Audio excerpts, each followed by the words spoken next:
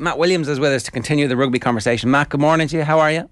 Good morning, Ger. Good morning, Shane. We've just been talking to Ronan O'Gara there about the complete lack of physicality that England showed against France, which when you think about it, at home against France and the record they had, it's kind of shocking that they didn't land a punch at any stage, even when they went 7-0 down after a minute and a half, whatever it was, that they weren't able to kind of regroup and regather. They're going to have a week to lick their wounds and to come to Dublin to try and spoil our party. If you're in that England camp, what are you saying to try and make sure that some kind of performance results this weekend? Well, Joe, this is an England team that has had systemic problems for a considerable period of time. This isn't like something that's just popped up. You know, their performance last Saturday was the worst I've seen from an England team. I was actually thinking about this afterwards. When Clive Woodward took over before the 1999 World Cup, England were at a low ebb. He brought England to Australia, and I went to a test match there. I think I was still coaching the Waratahs. I think it was about 97. Don't quote me on it. It might be 98, but let's say 97. And they were walloped by the Wallabies at the Olympic Stadium. It was one of the first times the stadium was open. And that's the lowest I've seen England. Now, Woodward took 6 years and got them back to win a World Cup 6 years later. Deserves a lot of credit for that. They're lower. England are lower than when Woodward took them over. They were abject, but they have been for some time. They've been on the decline for some time. And there is some, I think the problem for me lies in the assistant coaches that since Scott Wisemantel left as their attack coach, they have deteriorated. And they have people there coaching that are not being effective. You're not seeing the coaching being transferred from the training ground to the pitch. So they might be coaching them well, but it's not transferring. And that is the term we use in coaching, is the transference from the pitch to the actual performance. I thought they were going to lose and lose poorly, but they were worse than I expected them to be. I think there was huge ignorance, just all the talk and hype about Smith and Farrell. Smith and Farrell was never about Smith and Farrell. And it was about all the systemic problems and England's inability to match opposition forwards. You know, and the great example of that is Maro Itoje, who has been a superb athlete for them for many years. And Maro was he was anonymous on the field the other day. So, yes, their lack of physicality was horrific. Do I expect a response? Look, I don't think they can get any worse. I really don't think they can get any worse. Now, we've got to say France played a part here. France were quite magnificent. But I don't think they can get any worse. If that's our team I'm involved with, the senior players say to the coach, go out of the room. It's got nothing to do with you. Close the door, and there's a bit of finger pointing going on and a serious honesty about what happened in that game. The English back row were just appalling. Like, there was the statistics that come up about ball carries, offloads, tackles made, contacts, turnovers. You've got the French back row in numbers like 8, 10, 12, 7, 6, and you've got the English back row on duck egg 2, duck egg 4. You know, it wasn't like the French won it on a points decision. This was just so one-sided. It was horrific. And those guys need calling out. And they need to be told, listen, you're wearing the national jersey, and even that national jersey with a little red all over it didn't look particularly good. The French even looked better than it, but you're wearing the national jersey. You have to do much better. This is what I mean systemic. Their attacking system is hopeless. It's just non-existent. I can't tell you what they're doing in attack. I just can't see it. Their defensive system leaked like a sieve. And then their kicking game was appalling. Whatever their kicking strategy was certainly suited France. Then you say, well, what did each individual bring to the game? The individuals were just awful. And everyone's trying to blame Marcus Smith. And I thought Smith tried his heart out. It's not Marcus Smith's fault, that game. So on all these fronts, England have got battles. And Borthwick is really, he has really got some chaos management on his hands here, because it is very, very bad. So in a crisis like that, what do you do? Do you just make sure that the game plan is the most simplified game plan that these players have ever experienced, so there's no thought going into it, and you try and play at some level of unconsciousness? Yes, you do. And that's a hard question to answer, Drew, because I don't know what they've been doing at training. Again, they've obviously tried to put some form of attacking system in place and a defensive structure in place. But the players aren't transferring that. They're not carrying it. So there is real issues with the coaching staff on what are you doing. And, if you look at the last French try, which was magnificently executed, but which was the set play, line out, down to the back line, beautiful back line set play, magnificent hands across the back line, and they put Feno in the corner. What the English defensive back line was doing there, we watched going, what are they doing? Like if your under 12s did that, your 13 comes out of line, turns his shoulders towards the ball goes past him, it's a try every time. Now, Gary Ringrose, the way Ireland defend, the way Leinster defend, the way I would coach defend, they'd never turn your shoulders in. You would be able to stay alive. So the players either panicked or they're getting coached badly. So what do you do in a day like this? Again, you've got to take personal responsibility. I thought Genge as a leader was poor. All he did was complain all day. And you could see when Farrell came on, he took control. So first thing is selections were wrong.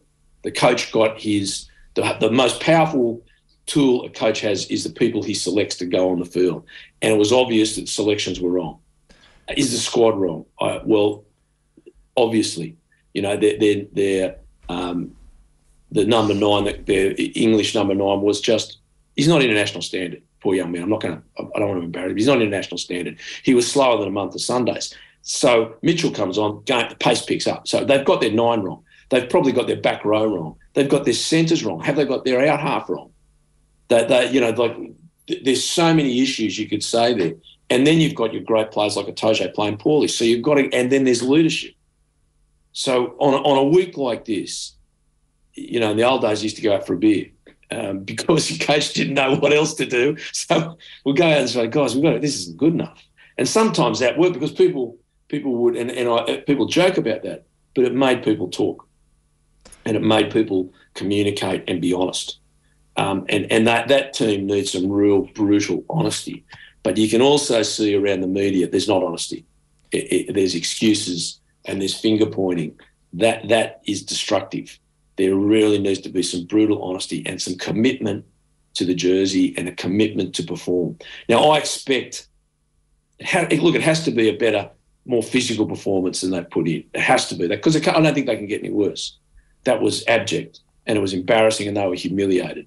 Now, really good athletes and really proud athletes, they will respond to that, you would think.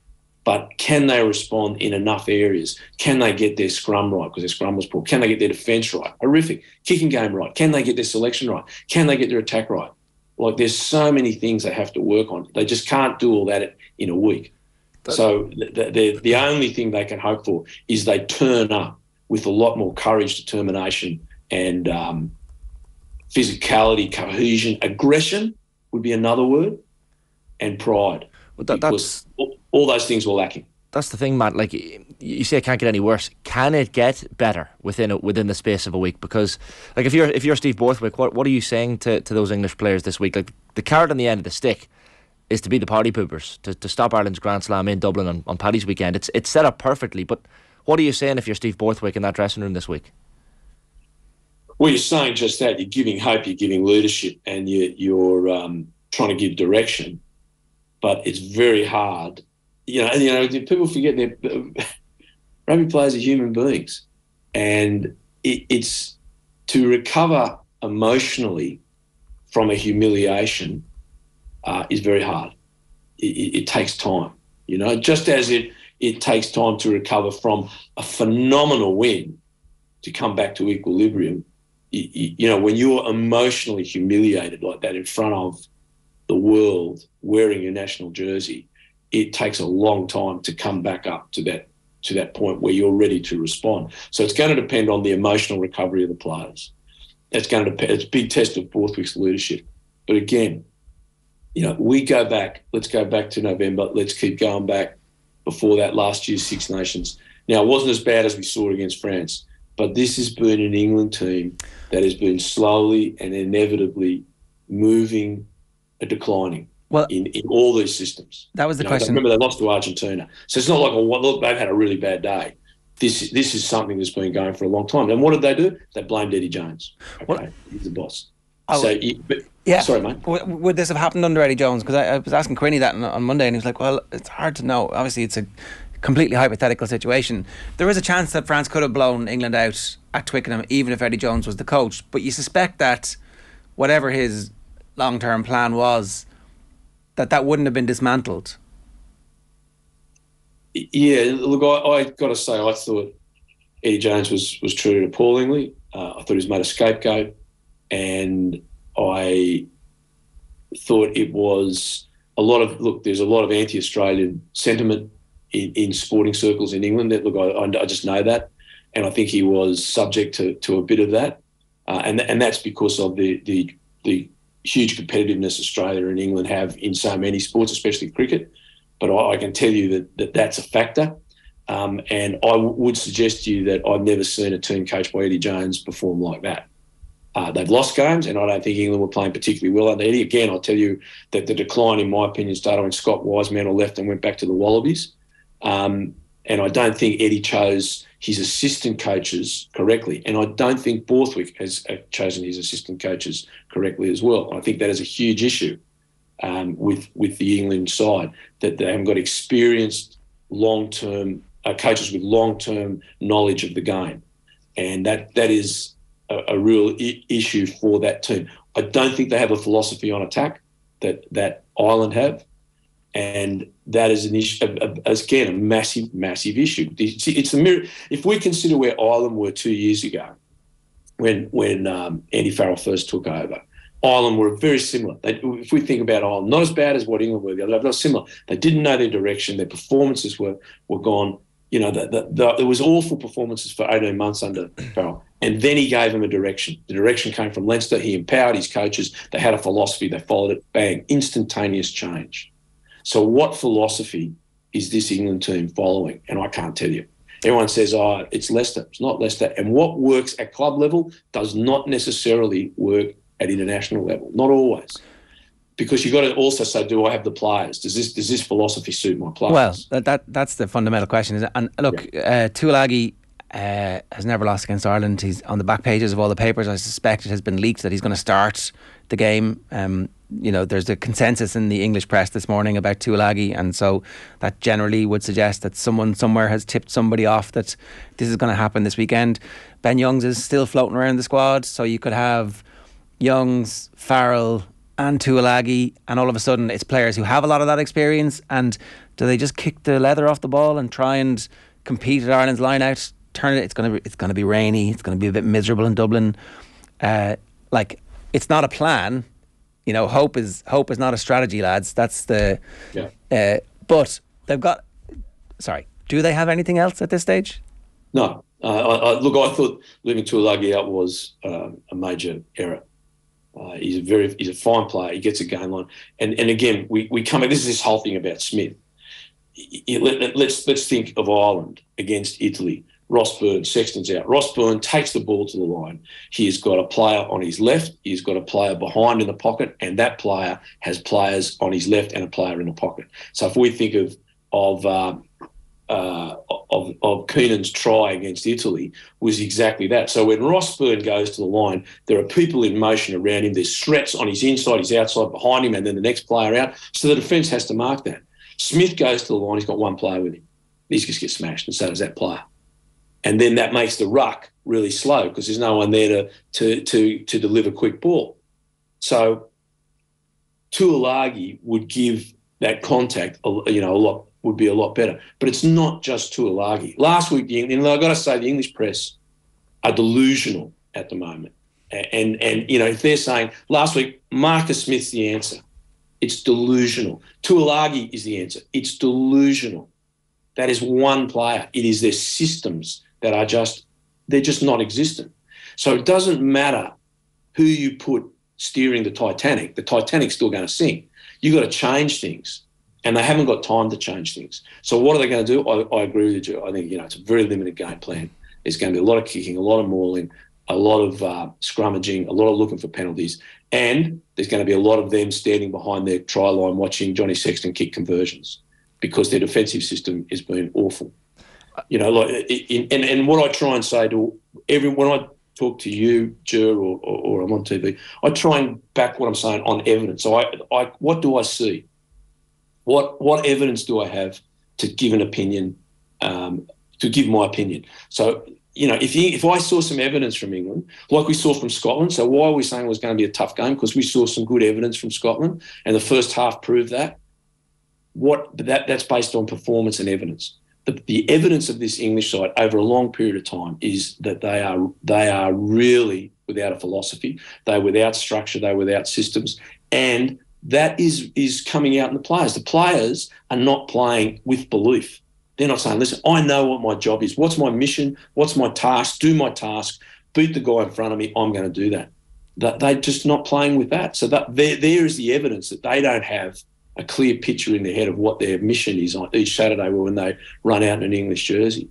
So, you know, look, Test match rugby is Test match rugby. Anything can happen. Look at the second half at Murrayfield. Look at the magnificence of that second half. Everything at halftime said Scotland are going to win. When I saw Josh Van der Fleer pick the ball up, put it behind his head to throw it in, I went, "Oh my God, how are we going to win this? We got a flanker throwing the ball in," and they found a way. Hannibal, when he took the elephants over the Alps, the general said, "Don't do it." He said, "Well, we're going to find a way or make one," and Ireland personified Hannibal, where they made a way. They didn't find a way. They made a way to get through that. And there's a team that believes in what they're doing. There's a team that has unity, that has this idea of, we have a mission here. Whatever it takes, I'm going to do it. So my mission's changed from Josh Van der Fleer. My mission is to throw the ball in the line out. And the young man was sensational. Kean Healy comes in. My job's to scrummage here as a hooker. I haven't done this since I was a kid, but that's my mission. I'm going to do this. Porter, my mission is to do 80 minutes. I've got to do the whole game because the team needs me to do the whole game. Like, you go through everyone in that team, you could say that. Conan coming on to do that. Peter O'Mahony was immense, absolutely immense. Like, there's no one we could leave out when we talk about the performance of that team under incredible adversity. Mirror that with England. Like, you know, and I don't want to say so many bad things about players because I know that they can have bad days, but, you know, that's what I mean. It's humiliating for that English side when they compare themselves to what Ireland did on the following day at Murrayfield. Well, Matt, when you say, like, you know, there are players in that England team that maybe aren't of international standard, like, yeah. And I think you might have referenced the scrum half, maybe Jack van Poortvliet being one of them who didn't have a good game at the weekend for sure, but I mean, it's a fairly damning indictment of where England are at. Like, if you have players on the pitch against France at Twickenham in a Six Nations game who aren't of international standard, like, is that on Borthwick? Is that on the RFU? Who's to blame here? The national coach, every national coach, is hostage to the system below them. So Andy Farrell is benefiting from a great system below him in Ireland. Eddie Jones has gone to Australia and he is hostage to that system. Australia had, I think, I was brought up through it, one of, if not the best system in the world, because we had so few players, but we were winning World Cups. We had a great system that Australia dismantled on itself by very poor leadership. Scotland under 20s, you know, that score was horrific. Why? Because Scotland dismantled their own system 20 years ago, dismantled the structures that produce players. So if you do that, your national team eventually is going to suffer, which Australia are doing. And Scotland are surviving because they're bringing in people from the diaspora and they're qualifying players through the residency rule. Now, the English, we saw two clubs fold. England very rarely are good at self-reflection. They either say we're brilliant or they accuse individuals like Eddie Jones and they hang them. They very rarely are self-reflective and say, what is our system doing? England should be winning the Six Nations at under-20s every single year. Ireland should not be doing what they're doing, winning Grand Slams, just for numbers. But the Irish system on talent identification, on developing that talent, on bringing it through, is superior to the English system. Now, They have players that are not at international standard. Why? Because they refuse to admit that their club system could be better. They have far too many foreigners in their system, and they've had financial troubles, as we all can obviously see. There are structural problems. What philosophy are they playing? What is the school system playing? What are they? There's no the bits of string are all at the table, and none of them are joined up. But they don't reflect on that, and they hate you telling them.